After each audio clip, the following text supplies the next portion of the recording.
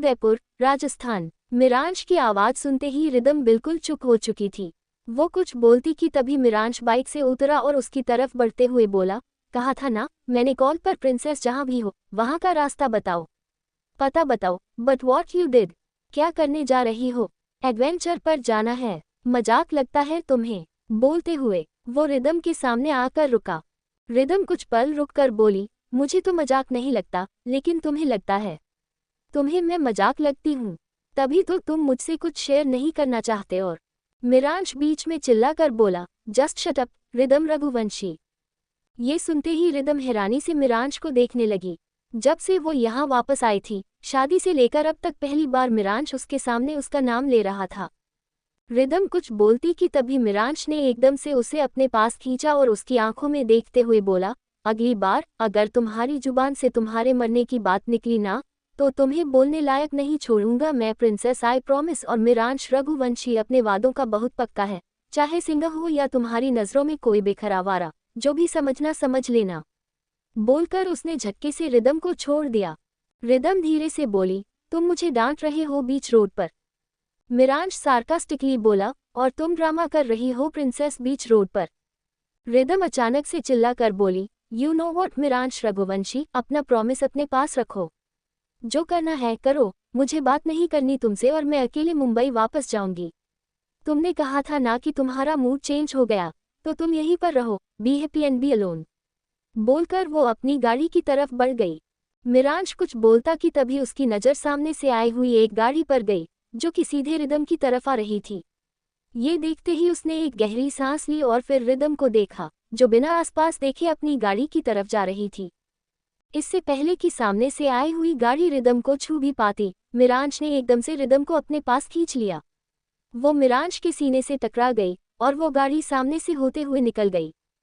मिरांश उस जाती हुई गाड़ी की तरफ देख रहा था और कुछ सोच रहा था। तभी रिदम धीरे से बोली, मैं मरते मरते बच गई। ये सुनते ही मिरांश ने उसे खुद से अलग किया और उसे घूरते हुए बोला, से अगेन प्रिंसेस। रिदम झट से बोली, ऐसा कुछ भी नहीं बोला मैंने, ओके। वो इससे आगे वो कुछ बोल पाती कि तभी मिरांश ने उसे वापस से अपने सीने से लगा लिया। रिदम मिरांश की बढ़ी हुई धड़कनों को साफ फील कर सकती थी। वो धीरे से बोली, मीर तुम? मिरांश बीच में बोला, बिल्कुल चुप, अपनी गाड़ी में बैठो और चुपचाप घर के लिए निकले। बोलकर उसने अगले ही पल रिदम को छोड़ दिया और फिर अपनी बाइक की तरफ बढ़ गया। रिदम ने एक गहरी सांस ली और फिर वो अपनी गाड़ी की तरफ चली गई। कुछ पल में रिदम गाड़ी ड्राइव कर रही थी। उसने एक बार पीछे देखा, मिरांश अपनी बाइक पर खुद उसके पीछे था। ये देखते ही ना चाहते हुए भी उसके फेस पर एक प्यारी सी मुस्कान आ गई थी। रघुवंशी पैलेस पहुंचते ही मिरांश बाइक से उतरा और फिर वो सीधे अंदर चला गया। पीछे वाले रास्ते से रिदम भी उसके पीछे गई और उसके पास जाते हुए बोली, हम मुंबई वापस जा रहे हैं ना? मिरांश एकदम से उसे देखकर बोला, बिल्कुल नहीं। रिदम हैरानी से बोली, क्या है मीर? पहले तुमने कहा था ना कि हम मुंबई वापस जाएंगे, तो अब क्या प्रॉब्लम है? तुम खुद जाना चाहते थे और अब तुम सुबह से बोल रहे हो कि तुम्हारा मूड नहीं है। ऐसे नहीं होता। मिरांश ने एकदम से रिदम को अपने पास खींचा और उसके चेहरे पर झुकते हुए बोला, ऐसा ही होता है प्रिंसेस, और अगर तुम्हें मुंबई जाना है देन बेग टू मी। बोलकर उसने झटके से रिदम को छोड़ा और फिर बेडरूम की तरफ बढ़ गया। रिदम धीरे से बोली, बेग? कभी नहीं। इतना बोलकर वो अंदर बेडरूम में गई और उसने देखा कि मिरांश बेड पर बैठा हुआ आराम से अपना फोन स्क्रॉल कर रहा था। रिदम तुरंत उसके हाथ से उसका फोन लेकर बोली, हम मुंबई वापस जा रहे हैं और ये मेरा डिसीजन है। मिरांश बेफिक्र अंदाज में बोला, माई प्रिंसेस इज डिमांडिंग। प्रिंसेस तुम्हारी डिमांड सुनने में मुझे कोई इंटरेस्ट नहीं है। अगर जाना है तो मेरी कंडीशन मानो, be a good girl and you know what I mean. बोलते हुए उसके फेस पर एक तिरछी मुस्कान आ गई थी। रिदम उसे घूरते हुए बोली, जब भी मैं सोचती हूँ ना that you are a good person, तभी तुम ये साबित कर देते हो कि तुम वही हो जो दुनिया तुम्हें कहती है। तुम वही हो जो अभिराज अंकल तुम्हें समझते हैं। ये सुनते ही मिरांश की स्माइल और गहरी हो चुकी थी। वो एकदम से खड़ा हुआ और रिदम की आंखों में देखते हुए बोला, एग्जैक्टली प्रिंसेस, मैं वही हूँ। तो बेवजह मुझे समझाना छोड़ दो। बोलकर उसने रिदम के हाथ से फोन लिया और बाहर चला गया। रिदम बिना कुछ बोले बेड पर बैठ गई और वो कुछ सोचने लगी। वही मिरांश वहां से सीधे निकालकर अपने स्टूडियो वाले रूम में गया और वहां जाकर उसने गेट बंद कर लिया। मिरांश ने एक गहरी सांस ली और धीरे से बोला, बार बार मुझे मजबूर करती हो प्रिंसेस कि मैं तुम्हारे साथ हद पार करूं। You know what, I never wanted to hurt you. तुम्हें हर्ट करने से अच्छा मैं 10 मौत खुद को दे दूं, बट स्टिल तुम मुझसे कुछ ना कुछ करवा देती हो। बोलते हुए उसके नजरें रिदम की एक फोटो पर चली गई जो हमेशा यहाँ पर रहती थी। मिरांश ने वो फोटो उठाए और धीरे से बोला, बचपन में तुम क्रश थी, मासूम दिल की मासूम सी पसंद। धीरे धीरे सब कुछ बदलता चला गया और पसंद पागलपन में तब्दील हो गई, पर तुम्हें कुछ नहीं दिखता। ना कभी कुछ दिखता, ना कभी कुछ देखा है और शायद ही दिखेगा। मिरांश रिदम की फोटो लेकर वही जमीन पर बैठ गया और धीरे से बोले, यू नो प्रिंसेस, तुम सच में प्रिंसेस हो। एक अच्छी लाइफस्टाइल, सिक्योर लाइफ, जहाँ डर था ना आंसू, सब कुछ तो मिला है तुम्हें। और आई वॉन्ट कि तुम मेरी लाइफ में रहो ताकि मेरी डार्कनेस मुझे हमेशा के लिए खत्म ना कर सके। Sounding like a loser and I am a loser. बोलते हुए उसके चेहरे पर कोई भाव नहीं था। कुछ पल रिदम की फोटो को देखने के बाद मिरांश धीरे से बोला, आई रिमेंबर दैट डे। आज भी वो दिन याद है जब मैंने तुम्हें पहली बार देखा था। 2 साल की थे तुम। You were literally running behind me. जहाँ सब मुझे अकेला छोड़ देते थे वहाँ तुम मेरे पीछे थे। शायद वही एक पहले मोमेंट था जहाँ सब कुछ बदल सा गया था मेरे लिए।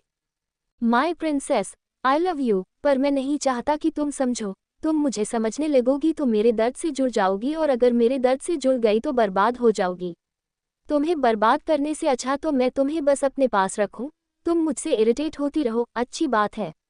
तुम्हें बर्बाद नहीं होने दे सकता, कभी नहीं।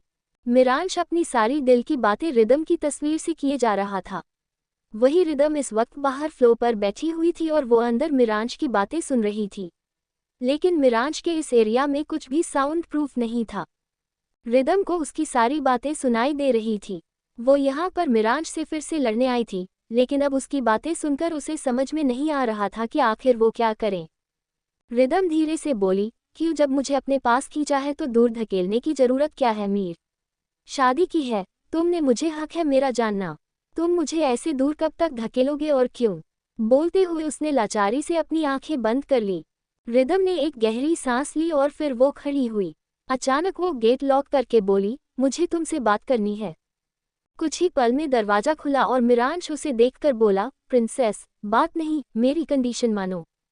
रिदम अचानक से बोली, ये तुम्हारा तरीका है ना मुझे पनिशमेंट देने का? मैं तुम्हारे आउट हाउस में बिना परमिशन के गई थी, उसी चीज की पनिशमेंट दे रहे हो ना तुम मुझे ऐसे? मिरांश एकदम से झुकाकर रिदम के कान में बोला, यू आर इंटेलिजेंट प्रिंसेस। बोलकर वो पीछे हट गया और फिर अंदर चला आया।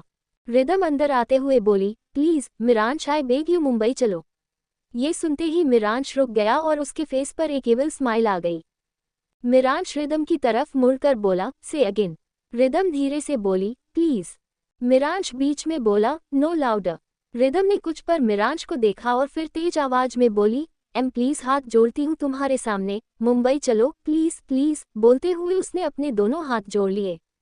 मिरांश कुछ पल रुककर बोला, आई एम इम्प्रेस्ड। अपना हुलिया ठीक करो, जो भी पैकिंग करनी है करो, अगले 2 घंटे के अंदर हम निकल रहे हैं। ये सुनते रिदम के फेस पर बड़ी सी स्माइल आ गई। वो एकदम से मिरांश को हक करके बोली, thank you so much. Miransh उसकी पीठ पर हाथ रखते हुए बोला, princess, you are mentally unstable और वॉट? ये सुनते ही रिदम एकदम से उससे अलग होकर बोली, ऐसा कुछ भी नहीं है। थैंक यू मतलब थैंक यू। उसके जाते ही मिरांश धीरे से बोला, प्रिंसेस कहीं की। वही विक्रांत अपने बेडरूम की बालकनी में था और वो फोन पर किसी से बात कर रहा था।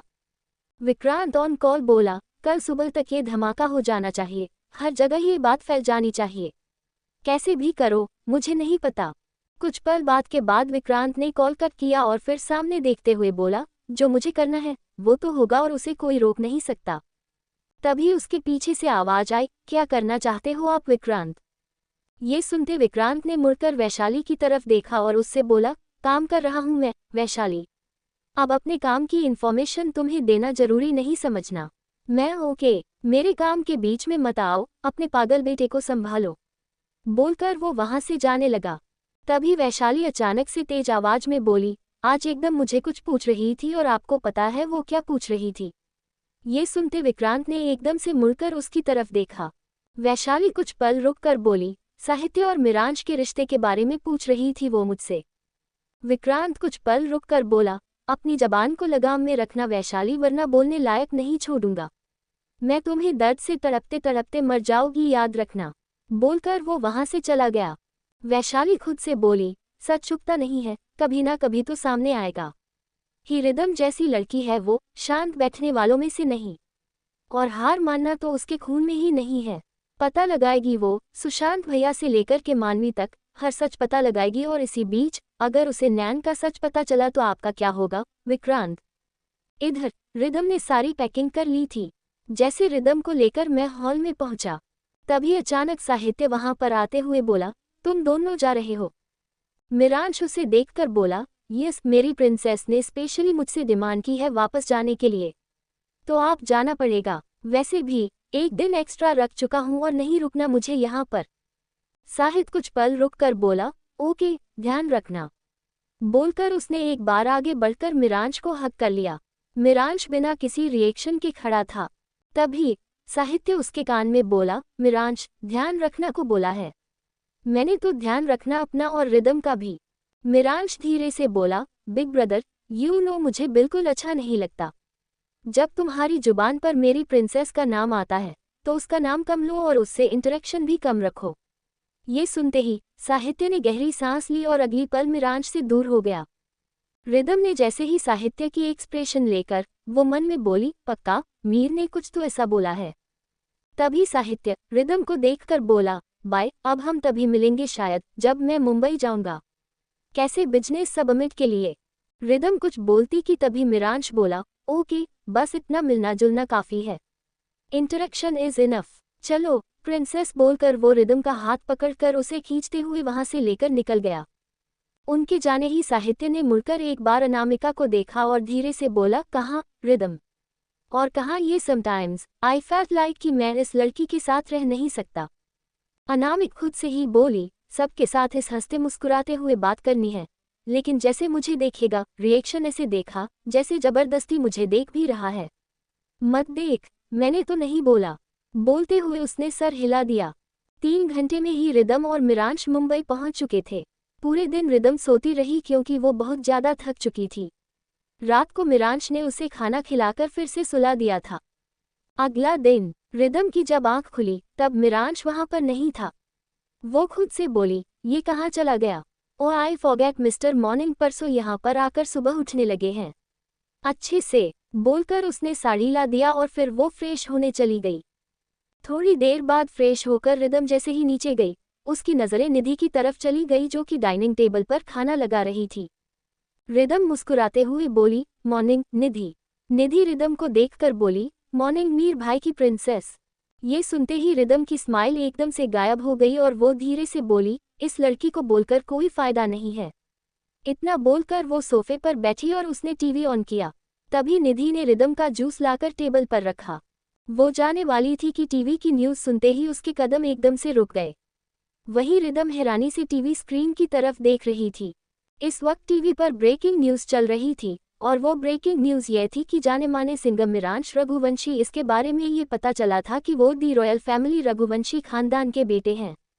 मिस्टर अभिराज रघुवंशी के पोते, उनके बड़े भाई साहित्य रघुवंशी की शादी थी और उनकी भी शादी थी। अभी हाल में ही मिरांश रघुवंशी ने अपनी वाइफ रिदम सिसोदिया को मीडिया में इंट्रोड्यूस किया है। सूत्रों के मुताबिक रिदम सिसोदिया मिरांश रघुवंशी के बड़े भाई साहित्य रघुवंशी की होने वाली भी वाइफ थी। उद्धरण चिन्ह। निधि धीरे से बोली, व्हाट द हेल? बोलते हुए वो टीवी स्क्रीन की तरफ देख रही थी। रिदम कुछ सोच रही थी कि तभी आगे की न्यूज़ ऐसी आई कि तो कैसे हुई मिरांश रघुवंशी की आखिर रिदम सिसोदिया से शादी? क्या है शादी की हेरा फेरी का राज? क्या रघुवंशी खानदान में कुछ गड़बड़ हुई है? रिदम एकदम से उठकर बोली, मिरांश कहाँ पर है? निधि उसे देखकर बोली, आई डोंट नो मीर भाई की प्रिंसेस, सुबह सुबह ही मीर भाई बाहर चले गए थे, वो अभी तक घर नहीं लौटे हैं। रिदम धीरे से बोली, व्हाट द हेल? तुम्हें पता है कि वो कहाँ पर हो सकते? निधि, प्लीज बता दो मुझे। निधि कुछ सोचते हुए बोली, मेलोडी रिकॉर्ड्स, मीर भाई का लेबल, वो वहीं पर होंगे। ये सुनते ही रिदम ने जल्दी से अपना फोन उठाया और वो तुरंत वहां से निकल गई। उसके जाते ही निधि ने गौतम को कॉल लगाना शुरू कर दिया। यहाँ रिदम सीधे मेलोडी रिकॉर्ड्स के लिए निकल चुकी थी। उसे रास्ता तो नहीं पता था, लेकिन उसने जल्दी से गूगल मैप चेक कर लिया था। वो करीब आधे घंटे के अंदर मेलोडी रिकॉर्ड्स के सामने थी। वो अंदर गई और उसे किसी ने रोका नहीं, क्योंकि सब उसके बारे में जानते थे। अंदर जाते ही रिदम रिसेप्शन पर जाकर बोली, मिरांश कहाँ पर है? रिसेप्शनिस्ट रिदम को देखकर बोली, मैडम, सर तो अपने केबिन में होंगे।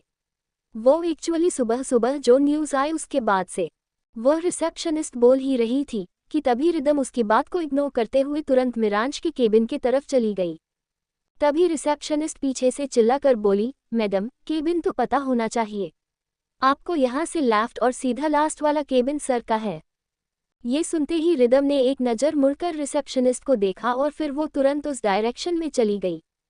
मिरांश के केबिन के बाहर पहुंचते ही वो एकदम से रुकी और फिर उसने उसके केबिन के ऊपर लगे हुए बोर्ड को देखा, जिस पर बोल्ड लेटर्स में मिरांश रघुवंशी लिखा हुआ था। रिदम ने एक गहरी सांस ली और फिर वो तुरंत केबिन का गेट खोलकर अंदर चली गई। अंदर जाते ही रिदम की नज़रें मिरांश की तरफ चली गई, जो कि इस वक्त विंडो के बाहर खड़ा था और सामने देख रहा था। रिदम उसकी तरफ बढ़ते हुए बोली, मीर। ये सुनते ही मिरांश ने एकदम से मुड़कर रिदम की तरफ देखा। इस वक्त उसकी आंखें हल्की लाल थीं। रिदम उसकी तरफ बढ़ते हुए बोली, वो न्यूज़ मैंने देखी, ये सब कैसे बाहर आ सकता है? ये सारी चीज़ जितने भी लोग जानते थे, किसी ने भी ज़्यादा रिएक्शन नहीं दिया था। मतलब वो सब तो फैमिली के बीच का मैटर था ना, ये बात न्यूज़ तक कैसे? इतना बोल के वो रुक गई और उसकी नज़र एकदम से मिरांश के हाथ की तरफ चली गई। खून बह रहा था। रिदम उसके हाथ की तरफ देखते हुए बोली, तुमने खुद को हर्ट करने की कोशिश की है। मिरांश कुछ पल रुककर बोला, ना प्रिंसेस, यू। रिदम बीच में बोली, क्या करते हो मीर, अपना ध्यान नहीं है तुम्हें? बोलकर उसने मिरांश का हाथ पकड़ा और फिर उसे सीधे सोफे के पास लेकर गई। रिदम ने मिरांश को सोफे पर बैठाया और वो चारों तरफ देखने लगी। तभी मिरांश धीरे से बोला, मेरे टेबल के राइट साइड में। ये सुनते ही रिदम ने एक गहरी सांस ली और फिर वो सीधे टेबल की राइट साइड वाली डोर से फर्स्ट एड बॉक्स लेकर आए और मिरांश के सामने कॉफी टेबल पर बैठ गई। रिदम ने उसके हाथ को साफ करते हुए बोली, इतना गहरा कट है, क्या कर रहे थे तुम? मीर, तुम्हें अपना बिल्कुल भी ख्याल नहीं रहता है ना? बोलते हुए उसके नजरें मिरांश के हाथ की तरफ थी। मिरांश धीरे से बोला, अपना ख्याल है मुझे प्रिंसेस। तभी तो सिर्फ हाथ की हालत खराब हुई है, सामने वाले की मौत नहीं हुई है। ये सुनते ही रिदम ने सर उठाकर हैरानी से उसको देखा और धीरे से बोली, क्या मतलब है तुम्हारा? क्या बोल रहे हो तुम? मौत? मिरांश बिना किसी भाव के बोला, princess, stay out of everything, okay? एक दिन दो, एक दिन ये सारी चीजें खत्म हो जाएंगी। उसके बाद तुम्हें जहाँ जाना है तुम जा सकती हो। रिदम उसके हाथ की बैंडेज करते हुए बोली, मुझे जहाँ जाना है मैं चली जाऊंगी, लेकिन तुम मुझे अपना बताओ, क्या बोल रहे थे तुम? किसकी मौत? ये सब कुछ जानबूझकर किया गया है। एक्चुअली मुझे पता है कि ये सब जानबूझकर ही किया गया, क्योंकि ऐसे न्यूज़ खुद सामने नहीं आ सकती। उद्धरण चिन्ह। तभी मिरांश एकदम से चिल्लाकर बोला, मैंने कहा ना princess, stay out of it. ये सुनते ही रिदम बिल्कुल चुप हो गई। उसने कुछ पल मिरांश को देखा और धीरे से बोली, ओके? बोलकर उसने मिरांश का हाथ छोड़ दिया और फिर उठकर खड़ी हो गई। रिदम जैसे ही जाने के लिए आगे बढ़ी, तभी मिरांश ने उसका हाथ पकड़कर उसे एकदम से खींचा, जिस वजह से वो सीधे मिरांश के लैप पर जा गिरी। रिदम हैरानी से मिरांश को देखते हुए बोली, क्या कर रहे हो तुम? Mir, leave me. मिरांश उसकी गर्दन में अपना चेहरा छुपाकर बोला, स्वीट प्रिंसेस। ये सुनते ही रिदम एकदम से शांत हो गई। वही मिरांश उसके गर्दन में अपना चेहरा छुपाए गहरी सांसें ले रहा था। अनजाने में ही रिदम का हाथ मिरांश के बालों में चला गया और उसके बालों में अपनी उंगलियां चलाने लगी। तभी मिरांश धीरे से बोला, स्वीट प्रिंसेस, जिसने तुम्हारी रेपुटेशन के धज्जियां उड़ाने की कोशिश की है, उसकी जिंदगी की धज्जियां मैं खुद उड़ाऊंगा। रिदम धीरे से बोली, मुझसे ज्यादा तो तुम पर इफेक्ट हुआ होगा ना? You have A singing career, तुम्हारी फैमिली है, सब कुछ है। वो सब कुछ कितना अफेक्टेड होगा? और मिरांश बीच में बोला, nothing is important more than you princess. तुम्हें हक करने का हक मैंने खुद को भी नहीं दिया, तो फिर कोई मुंह उठाकर तुम्हारे इमेज की धज्जियां नहीं उड़ा सकता। ये सुनते ही अनजाने में ही रिदम के फेस पर एक हल्की सी स्माइल आ गई थी। थोड़ी देर बाद मिरांश ने सर उठाकर रिदम के चेहरे की तरफ देखा और फिर उससे बोला, घर वापस जाओ। बोलकर उसने रिदम को छोड़ दिया। एकदम कुछ पल रुककर बोली, ध्यान रखना अपना। इतना बोलकर वो हल्का सा मुस्कुराए और फिर उसके लैप से उठकर तुरंत वहां से चली गई। उसके जाते ही अनजाने में ही अचानक से मिरांश के फेस पर एक इविल स्माइल आ गई। वो धीरे से बोला, princess princess, my princess, so innocent you are. बोलते हुए वो सोफे पर लीन हो गया और फिर आराम से उसने अपनी आंखें बंद कर ली। मिरांश आंखें बंद किए हुए बोला, कितनी जल्दी फंस जाती हो ना तुम princess. Actually I like it. तुम्हें लगता है कि तुम बहुत स्मार्ट हो, तुम्हें लगता है कि यू कैन डू एनीथिंग, तुम हर चीज पता लगा सकते। बट प्रिंसेस यही तो गेम पलटी है। बोलते हुए उसने अपनी आंखें खोली और किसी को कॉल किया। कॉल पिक होते ही मिरांश बिना किसी भाव के बोला, रात तक ये न्यूज़ धीरे धीरे कम होती चली जानी चाहिए और एक पॉइंट पर गायब हो जानी चाहिए। इतना बोलकर उसने कॉल कट कर दिया। मिरांश ने अपना फ़ोन टेबल पर रखा और फिर अपने हाथ की तरफ देखते हुए बोला, तुम्हारी इस अटेंशन के लिए एक चोट क्या? मैं जान दे दूं जान ले लूं, पर जान देना इज़ क्वाइट डिफ़िकल्ट, क्योंकि अगर जान दे दिया तो तुम्हें अकेला छोड़ दूंगा और मैं तुम्हें अकेला क्यों छोड़ूं?